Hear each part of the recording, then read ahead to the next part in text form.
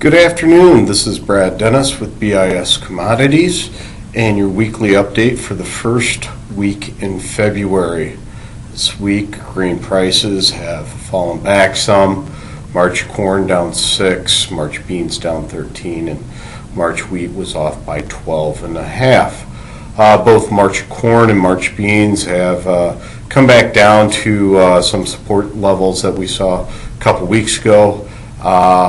Looking at March corn at that 364 level, there is a slight gap there.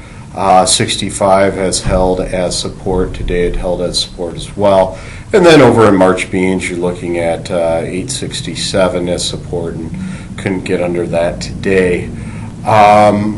Basically lacking news in both areas on product. It's been very range bound trade, I guess I'd have to say. And it could be people are just waiting for Tuesday's supply and demand report out of the U.S. government. Supplies in corn are adequate. Haven't seen any real basis shifts out there, so no need to really bid it up. South American weather looks fine, so both with corn and beans, they're starting to see some harvest, so we're moving ahead there, and that means that the safrinha crop is also going in right after the bean harvest. So the weather issue in South America is kind of a moot point now. The only product that really was held up this week was the wheat, and that was based on different rhetoric on the Egyptian GASC tender, and basically wheat. We saw the upper end of our range at that 85 level, and then down the lower end of the range at 60. So corn, beans, wheat still trading in a range. Even though the dollar collapsed back on Wednesday and Thursday, we really couldn't get any of that outside investment money into this market. First 3 days of the month, didn't see that investment money coming into our market. So it's really a market that is range bound unless there is some kind of issue with supply, and with South America looking so good, you're probably not going to see us break out or have any real volatility until we get into our growing season or planting season or get closer to that. Over in the energies, crude oil has the heaviness of great supplies. Once again this week, we saw that we had an increase of almost 8 million barrels of crude, 500 million on supply. That's the largest we've ever had. Yet the market went up and traded in its range. We traded 29s basically to 34s. So you've got the heaviness of the supply, but every now and then Russia, which really needs the money from selling their crude, will jawbone about OPEC production cuts and such, and that leads to a little bit of short covering, and we see our bounce. Still looks like we're going to be in that actually 29.50 to 34 area for the time being, unless something is done with one, our supply greatly diminishes, which it doesn't look like it's going to happen, or OPEC actually does acknowledge Russia and says, hey, we're going to have a meeting and maybe reduce production a little bit, which we really don't see with Iran coming back online. So could be tough to see that thing break out as well. Over in the Dow for the week, we're looking at a lower week, down about 300.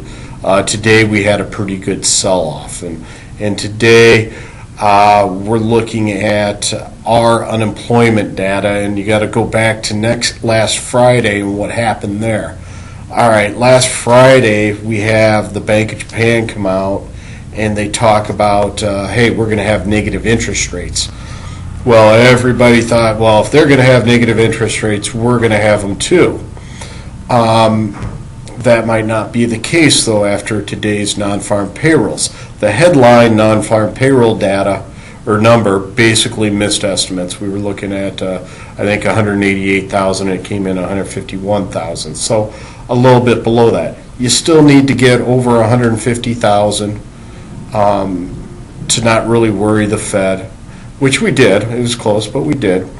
And the main two components of today's data, though, were the first unemployment rate under 5% at 4.9. Well, they're looking at that as pretty close to being fully employed. So that's a positive number that the Fed likes, which continues to maybe give it the green light for rate hikes down the road. You look at the participation rate. That ticked up as well. The Fed likes that. And I think the main thing that people have to keep an eye on here is the earnings increase. Today we showed earnings increase of 0.5%, well above what people had anticipated.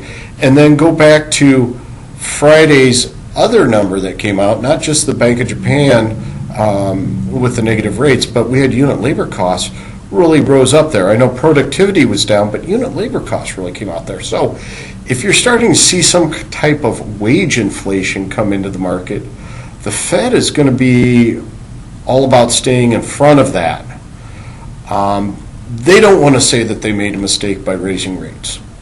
So if they can justify their slow increment of interest rates as we see these wages increase, they'll be ahead of the curve, and they'll be doing their job, and they'll be able to save face, so to speak. Lastly, we're looking at the cattle market. Cattle market last Friday, we had a 2 o'clock number that was cattle inventory. It showed greater expansion than we had anticipated, slightly greater expansion. And after that, we saw 138s trade down in the Southern Plains. And all this week, we've seen that same 138 bid down there in the Southern Plains. We've seen feedlots walking away from it, though. So in the Southern Plains, you're a 138 bid, 140, 142 offer. Whereas up in Iowa here, guys are trying to get a 33 bid.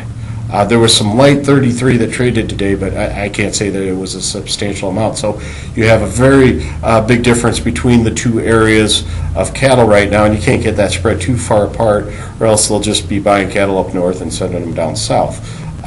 Just like you can't have too low of a basis over in Illinois and too high of a basis over in Illinois with corn 40 under in western Iowa, that the product will find its way there. So this week on cattle, we haven't seen any real substantial cash cattle trade, and there might not be any. Boxes are fairly steady for the week, and on Monday we're going to see first notice day. February options went off this week, so they'll try to find some balance between that Southern Plains and the Corn Belt bids and asks. And going forward, we might just kind of have a little bit more of a flat market. Looking forward, the only thing we have coming up next week will be our supply and demand report on Tuesday out of the government. Not really looking for any fireworks there. On the corn side of things, I could see exports coming down slightly, but they might just take a breather from that and just have a 1.8 carry out in corn. Whereas over in the beans, we're starting to hear rumors that crushers in Indiana, Cargill is buying buying meal from ADM to send to their customers because it's cheaper than doing the crushing themselves. So if that's the case, that crush number should probably come down slightly. And if that happens, once again, we're losing a little bit of demand on the bean side. So we'll see what the government has to say and take it from there. But first, month, January, pretty slow on the trade. Would expect February to kind of follow suit here, as far as the eggs are concerned.